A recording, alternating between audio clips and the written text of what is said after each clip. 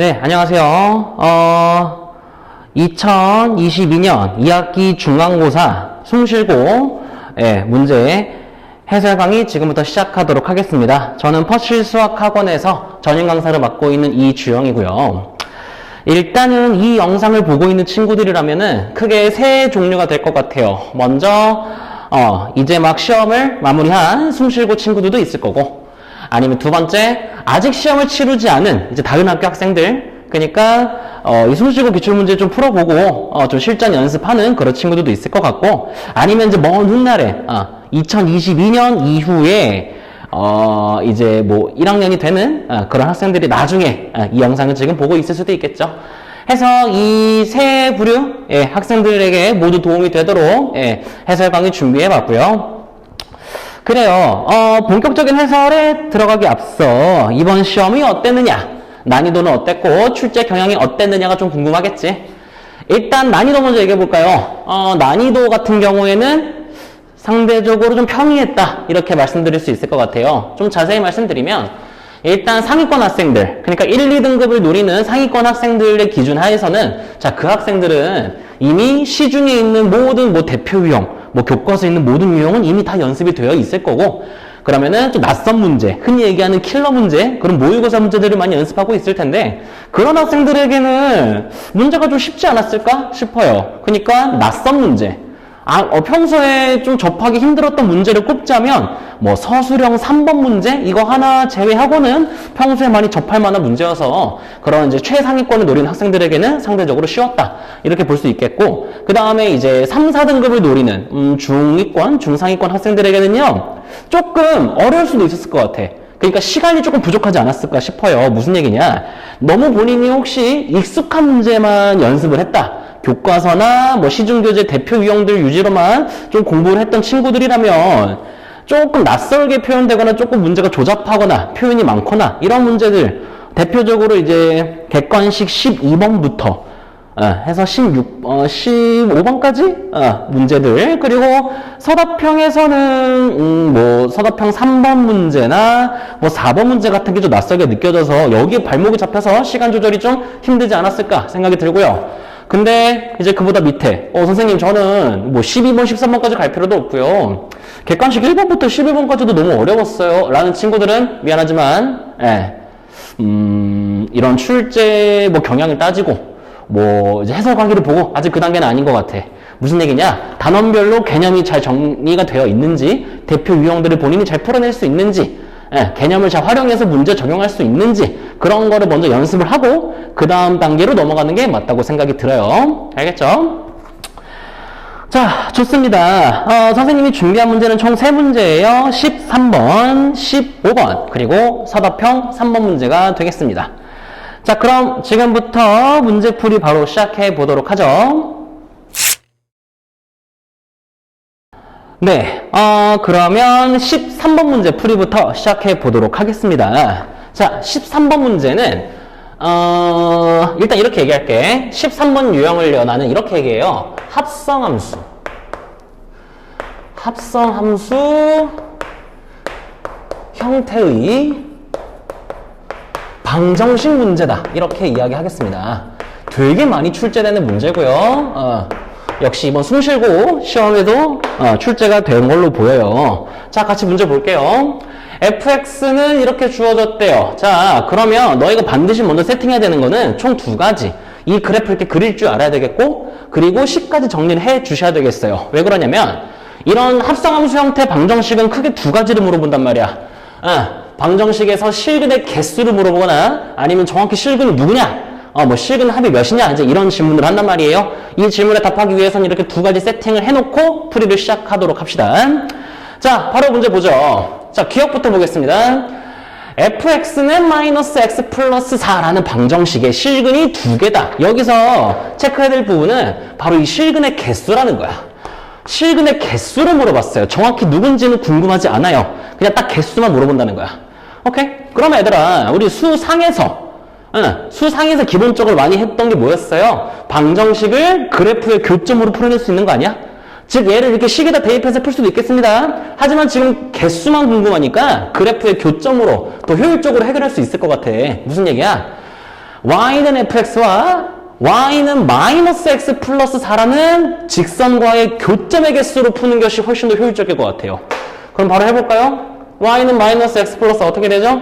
여기 0,4 지나면서 4,0까지 직선으로 이렇게 쫙 그리면 되지 않겠어? 그럼 어때? 이 fx 그래프랑 정확히 여기서 하나, 그리고 여기서 하나, 교점이 2개 발생되는 거 보이죠? 즉, 실근의 개수는 2개다가 바로 이렇게 체크하고 넘어갈 수 있어요. 주의하세요. 지금 선생님이 이제 여러 학생들 풀이를 봤는데 기억에서부터 수식으로 꾸역꾸역 푼 친구들이 있어서 그러면 효율성에서 이미 조금 실패한 거야. 알겠죠? 자, 계속 보겠습니다. 니은. 자, 이 형태는 별표를 치시고, 이 형태 별표 치시고요. 자, f 합성 fx는 fx라는 방정식에서 실근의 합을 물어봤어. 합을 물어봤어, 이번에. 야, 이거는, 구체적으로 그 실근들이 다 몇인지를 구해야 될 필요가 있을 수도 있겠어요. 물론 아닐 수도 있겠지만. 자, 그러면 얘랑 비교해봤을 때, 선생님, 그러면 얘를 그래프로 푼다면, f 합성 fx 그래프를 그려야 되나요? 물론 그렇게 해도 답은 나오지만 너무 비효율적일 것 같아. 자, 그래서 선생님은 여기서 테크닉 하나를 제시할게요. 자, 이거 다시 적을게요. f 합성 fx는 fx라는 방정식을 풀 때는요, 테크닉. 어때? 지금 이 방정식에서 fx라는 것이 반복되고 있지? 우리가 이제 흔히 얘기하는 국룰 아닌가요? 특정 형태가 반복되면 우리는 그 녀석을 치환하잖아. fx를 통째로 t로 치환해보는 거야, 먼저. t로 먼저 치환해보자는 거지. 그러면 식이 어떻게 되니? 방정식이 어떻게 돼요? ft는 t, 얘를 풀어주면 되는 거야. ft는 t. 자, 잘 봐요. 잘 봐요. 물론 이 그래프는 지금 x축, y축 이렇게 이루어져 있는 함수예요. 선생님, 우리가 ft라는 함수? 지금 모르는데요? 그러면 잠깐 그냥 편의상 얘를 t축이라고 해도 괜찮겠지. 그렇잖아. x축, y축으로 그래프를 그리든 t축, y축으로 그래프를 그리든 그래프의 개형은 똑같겠죠. 그럼 얘가 어떻게 해석되는 거예요, 얘가? 얘가 어떻게 해석되는 거예요? 얘는요, y는 ft라는 함수와 그리고 y는 t라는 직선의 방정식이죠? 의 교점을 구한다. 이렇게 해석할 수가 있겠죠. 오케이? 앞에서 했던 것도 비슷한 거 아니야? 응. 그럼 얘를 y는 ft라고 치면, 여기 좀 끊어졌네. 얘를 y는 ft라고 치면, y는 t는 어떻게 되겠어요? y는 t는 여기에서 4,4, 그죠? 그래프가 조금 찌그러졌어. 미안해요. 여기서 y는 t 이렇게 쫙 그려가지고 생기는 이 교점들 있지? 이 교점들이 지금 t가 된다는 거지. 그치? 얘는 근데 직접 구할 필요가 좀 있어 보이네요? 그때는 식을 이용하죠. 자, 그럼 어떻습니까? 얘는 어떻게 구해요? 지금 얘랑 y는 t와의 교점이 되는 거니까 마이너스 2t 플러스 4는 t 풀어주시면 되겠고, 그 다음에 오른쪽은 그냥 4네요. 응, 무조건 4가 되겠지? 응, 그래서 얘만 구해주시면은 3t는 4 해서 t는 3분의 4가 나옵니다. 아직 끝난 거 아니죠? 아직 끝난 거 아니에요. 자, 잘 봐요. 지금 우리는 t를 구했어요. t. 분홍색으로 해볼까요? 자, 우리는 지금 t가 3분의 4 또는 4가 나온 거야. 맞지? t는 그 fx 아닌가요?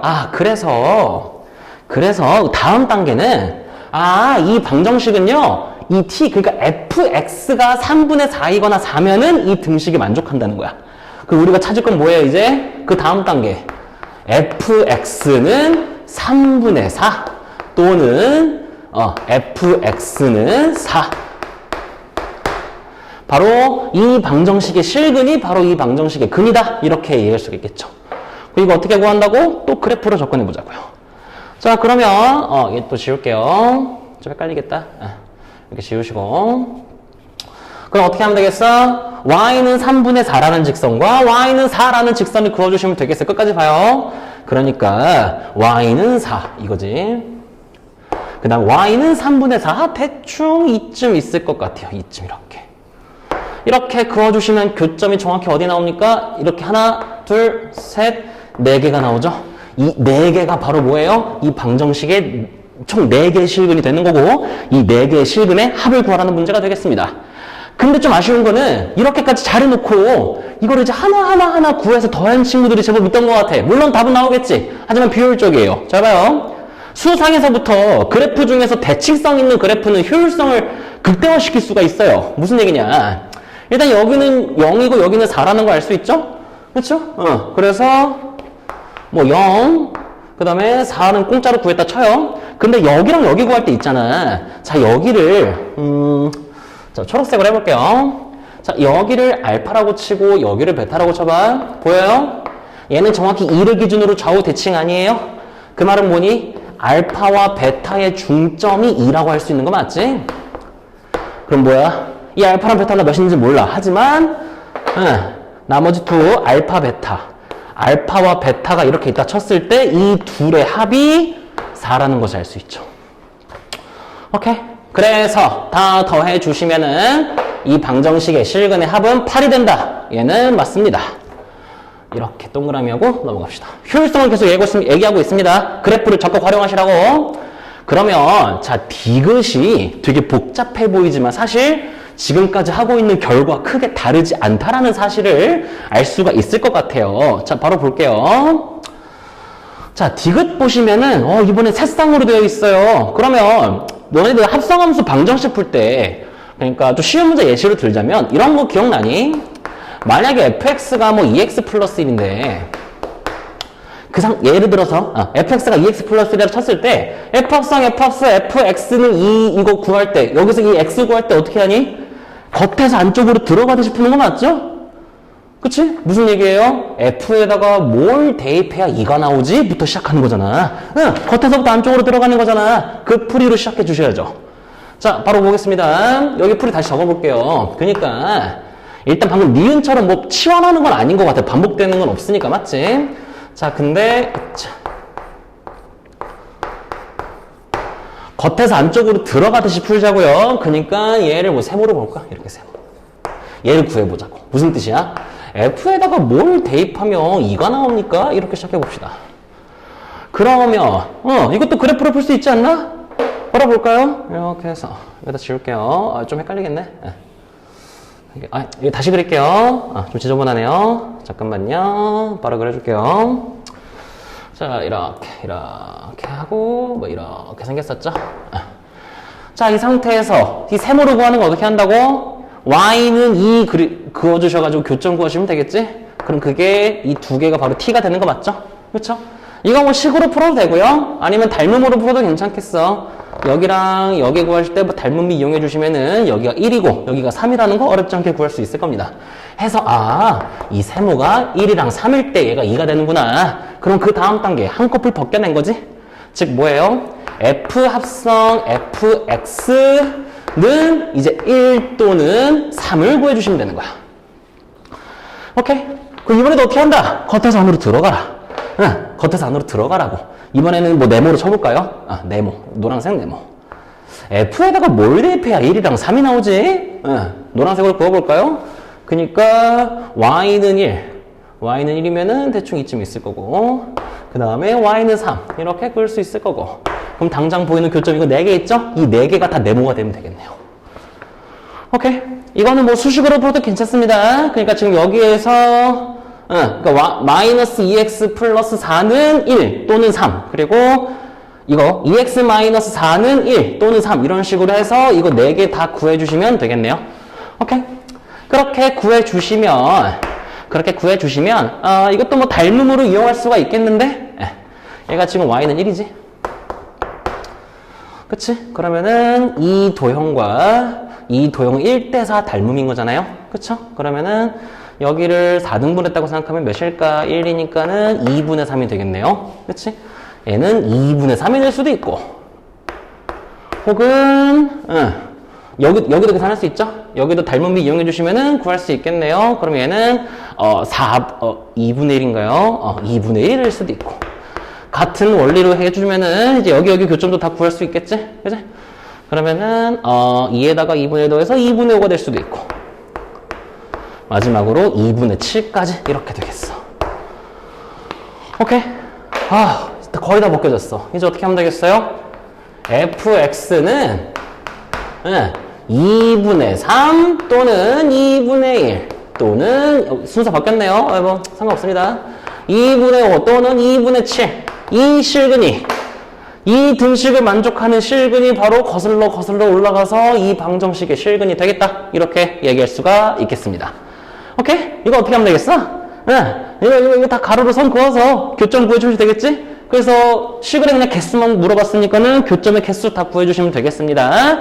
그럼 어때요? y는 2분의 1, 2분의 3, 2분의 5, 2분의 7 그을 때마다 교점이 두 개 다 만들어지는 거 보일 거고요. 그래서 실근은 8개다. 이렇게 마무리가 가능하겠습니다. 자, 이 13번 유형, 그러니까 합성함수 형태 방정식 유형은 거의 출제율이 80~90% 이상이다. 이렇게 볼 수 있겠고, 특히 약간 어려운 형태로 출제가 된단 말이에요. 그러니까 선생님이 얘기했던 대로 세팅을 먼저 해주세요. 그래프 그려주시고, 그러면 식도 정리해주시는 게 좋아요. 그 다음 문제에서 물어보는 질문에 따라서 이 실근을 정확히 구해야 될 때도 있고, 그냥 개수, 즉 교점의 개수로만 효율적으로 구할 수도 있고, 그렇게 효율성에 대한 것도 같이 연습해 주시면 좋을 것 같네요. 좋습니다. 그러면 다음 문제로 넘어가 볼게요. 네, 그 다음 15번 문제 같이 풀어보도록 할게요.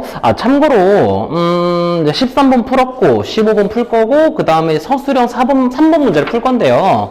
뭐 마지막에 또 얘기해 주겠지만은 집합이나 명제에서 그렇게 고난도 문제는 출제되지 않은 것 같아서 좀 함수에서 좀 어려운 문제들이 많이 나온 걸로 보이죠. 그쵸? 자, 15번 문제. 마찬가지로 함수 문제인데요. 얘는 좀 다른 문제입니다. 자, 얘는 선생님이 수업 시간에 뭐라고 얘기하냐면 함수의 추론 문제라고 해요. 이게 무슨 뜻이야? 함수를 제대로 안 알려준다는 거야. x에서 x로 가는 함수인데요. 그러니까 어떻게 대응되고 있습니다를 안 알려줘요. 힌트를 주는 거예요. 뭐 이런 성질을 만족한대요. 그래서 어떻게 하라는 거야? 우리가 구하라는 거야. 응. x에서 x로 어떤 식으로 대응되고 있는지 너네가 추론해봐 라는 문제가 되겠습니다. 자, 추론 문제 있잖아요. 말이 거창해서 그렇지 함수의 추론 문제 풀이는 아주 간단합니다. 어떻게 보면 무식하다고도 할 수 있을 것 같거든.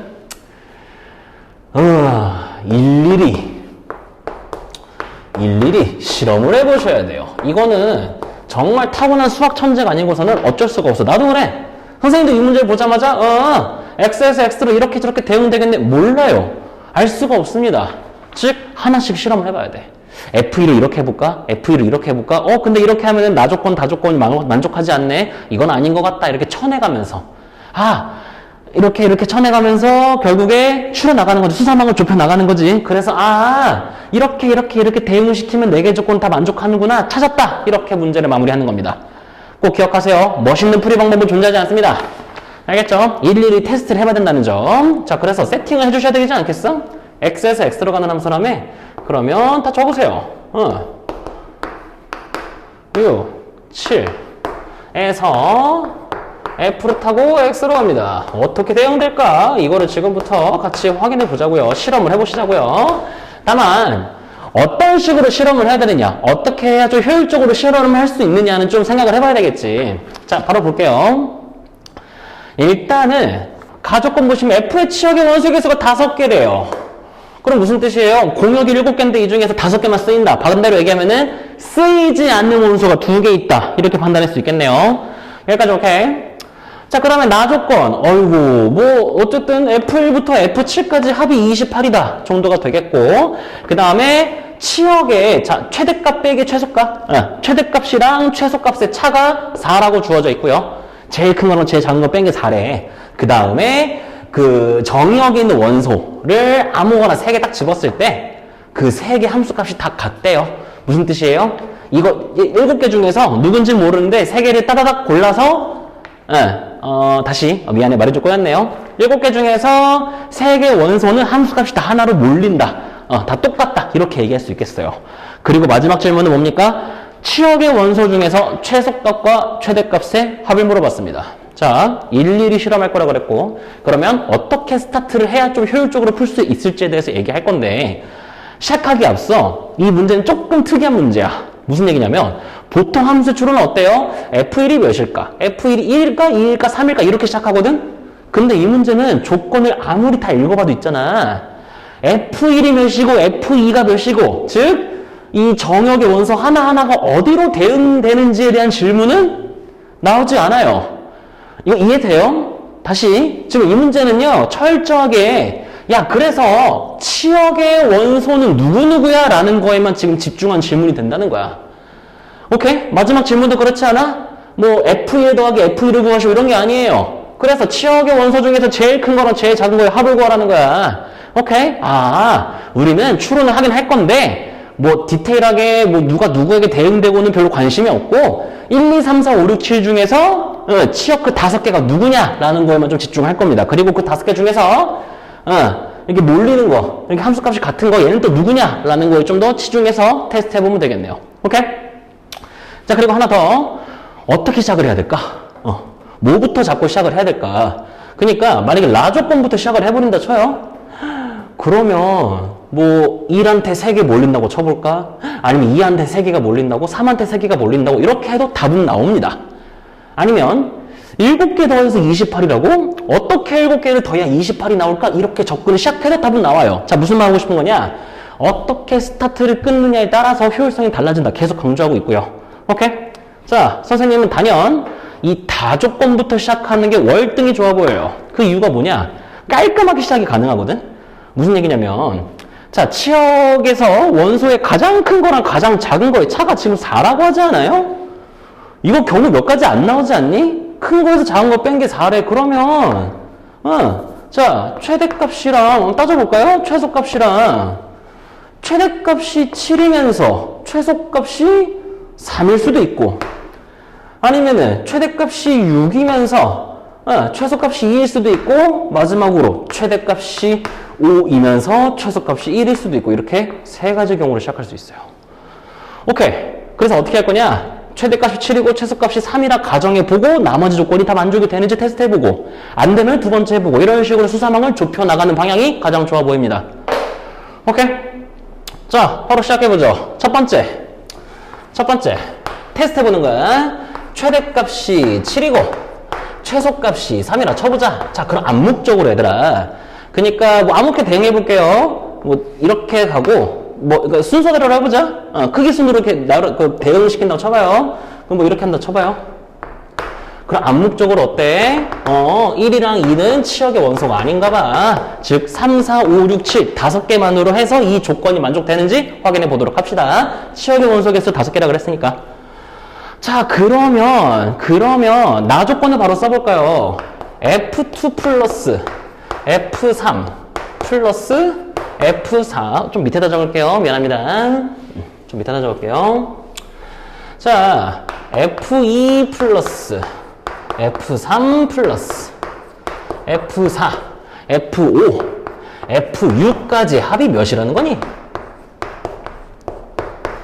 이렇게 대응하면은, 자, 이거가 10이었으니까 빼주면은 이게 18이 나온다는 거네요. 오케이? 자, 계속 보겠습니다. 지금 최소값이 3이고 최대값이 7이라는 거는 어때요? 4, 5, 6도 하나씩은 대응됐다는 거 아니야? 그치? 그럼 얘를 4, 얘를 5, 얘를 6이라고 가정해봐.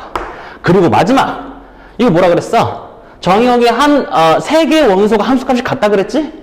그것까지 생각해보시면 일단 이렇게 더하면 몇이에요? 이게 15. 그럼 이거 두 개의 합이 3이 나와야 되거든? 가능하니? 불가능한 거 보이죠? 뭐야? 최대값을 7이고 최소값이 3이라 가정했을 때 나 조건을 세팅해 놓고 그럼 이러이러해서 나머지 두 개 함수값의 합이 3인데 이 조건까지 만족 불가능합니다. 불가능한 거 보여? 그치? 그럼 무슨 뜻이에요? 절대로 최대값이 7이고 최소값이 3인 거는 불가능하다. 얘는 틀린 거야. 그럼 어떻게? 다 지워야지. 이거 좀 아깝네. 여기만 이렇게 지울게요. 이렇게 지우겠습니다. 이거 지워. 3이랑 7이 최대 최소가 아닌가 봐. 그럼 두 번째 실험을 해보자고요. 두 번째는 어떻게 해요? 최대값이 6이고 최소값이 2라고 가정해봅시다. 그러면 자, 두 번째 케이스죠. 그치? 그럼 이때는 어때요? 1이랑 7이 안 쓰인 거지? 아이고. 1이랑 7이 쓰이지 않았다고. 즉 2, 3, 4, 5, 6만을 이용해서 나머지 조건을 만족하는지 확인해 보자고요. 그러면 F2부터 F6까지 합이 어떻게 되니? 이게 지금 2랑 6으로 갔다고 쳤으니까는 20이 나오면 되겠고, 그 다음에 3, 4, 5로 하나씩은 대응이 됐을 거고. 오케이? 그러면 이거 더해서 12. 그럼 얘가 몇이 나와야 돼요? 8이 나와야 되죠? 그치? 근데 이 둘은 어때야 돼요? 이 2, 3, 4, 5, 6 중에서 같은 숫자 두 개를 꽂혀야 되는 거 아니야? 그래야 이 조건을 만족하겠지. 그럼 어때? 얘네가 각각 4, 4로 대응되면은 완벽하게 들어맞을 것 같은데? 뭐라고? 얘가 3으로 가고, 얘가 4로 가고, 그 다음에, 얘가 5로 가고요. 나머지 이렇게 4, 4 가면 어떻습니까? 치역 5개. 합이 28. 그 다음에 최대 최소의 차가 4. 그 다음에 3개 함수값이 같다까지 전부 다 만족하는 케이스를 찾았다.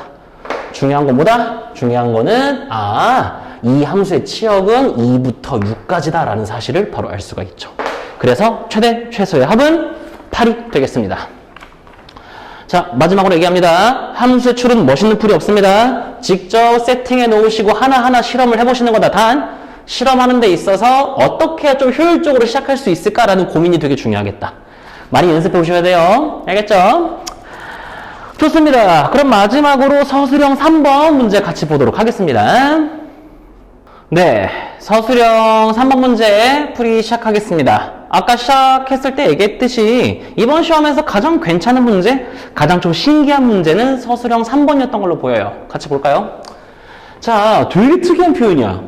선생님도 이 유형은 거의 처음 보는 것 같거든? 읽어볼까요? 양수 xy에 대해서 당연하죠?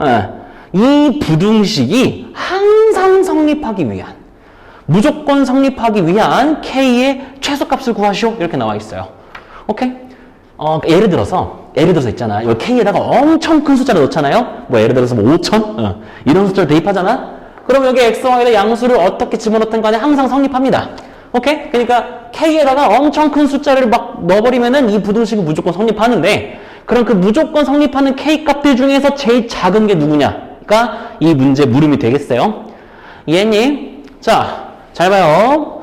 이 문제 되게 재밌었어요. 일단 형태를 좀 변형시켜보자.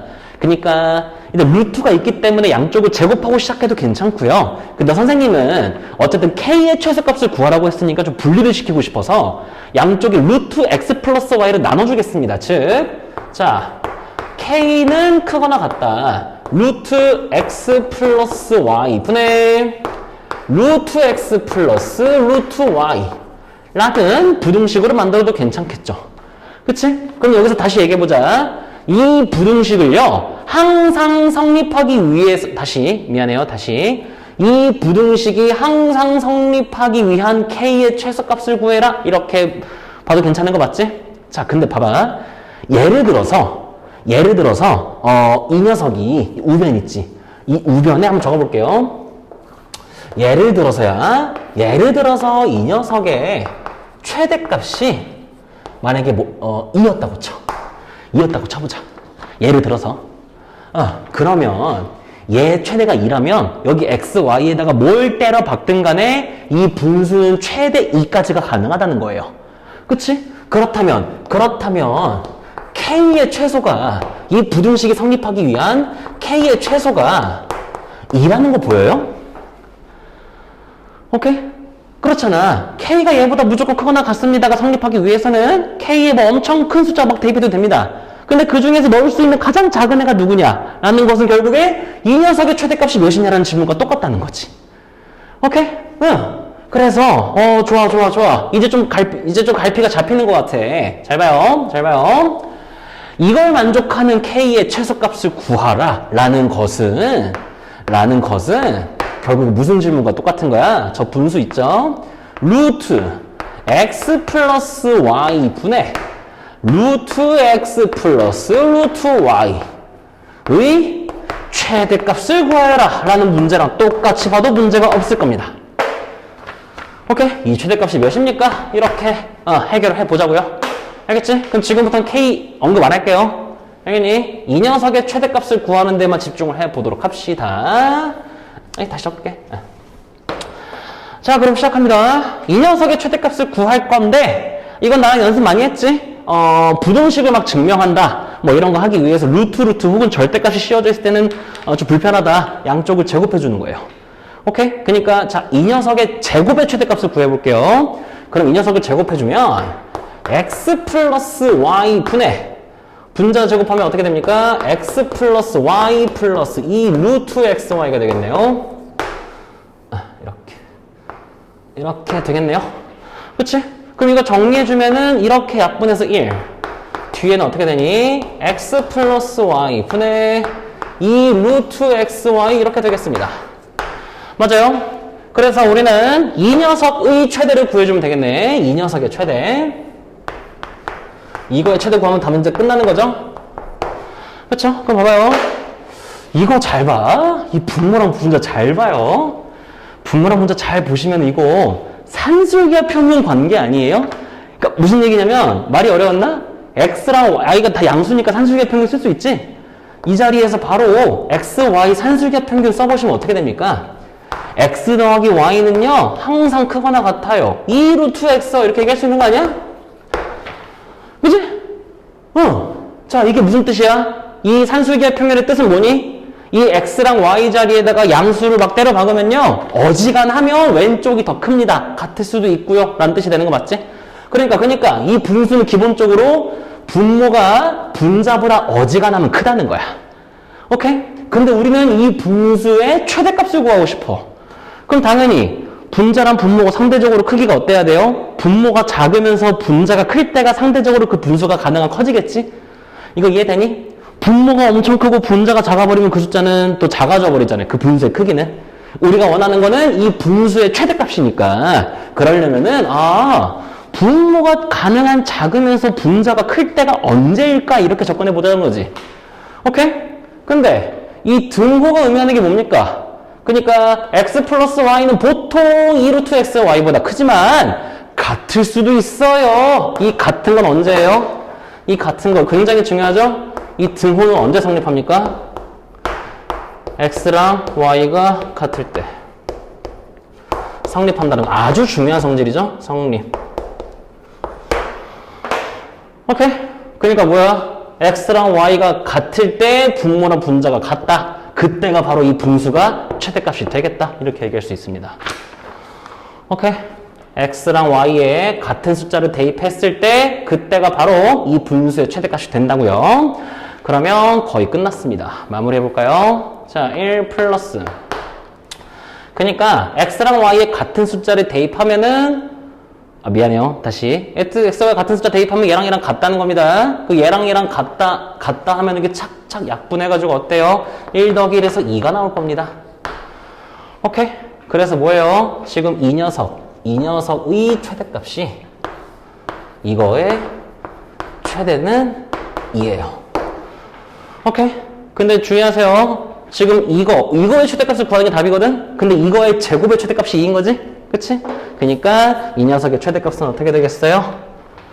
루트 2가 되는 겁니다. 이렇게 마무리해 주시면 되겠어요. 좀 어려웠다. 이 포인트가 조금 어려웠어요. 오케이? 자, 이렇게 해서 서술형 3번 해설도 마치도록 할게요. 자, 이렇게 2022학년도 2학기 중간고사 숭실고 주요 문항 해설 이렇게 마치도록 할 거고요. 난이도는 평이한 수준이라고 아까 앞에서 얘기했고 출제 경향에 대해서 잠깐 얘기할게요. 숭실고등학교의 출제 경향은 이제 그 지조는 이제 평이한 문제 같은 경우는 뭐 교과서나 시중에 있는 문제집으로도 얼마든지 접할 수 있는 문제를 이제 많이 깔아놓고 그 다음에 좀 낯선 문제, 여기서 말하는 낯선 문제는 교과서에는 볼 수가 없고 학교에서 뭐 제공해주는 자료가 있는지 모르겠지만 그 학교에서 접할 수 없는, 그리고 일반적인 교재에서 대표 유형만으로는 커버가 안 되는 그런 유형들을 많이 섞어서 내는 편이에요. 오케이? 이번 시험에서는 근데 변형하는 폭이 그렇게 크진 않았다. 이 정도가 되겠지만은, 자, 잘 들어요. 앞으로 너희가 이제 상위권으로 도약을 하기 위해서는 사실 숭실고 친구분들 뿐만 아니라 다른 학교도 마찬가지예요. 익숙하지 않은 문제들, 새로운 문제들을 가능한 많이 풀어보셔야 됩니다.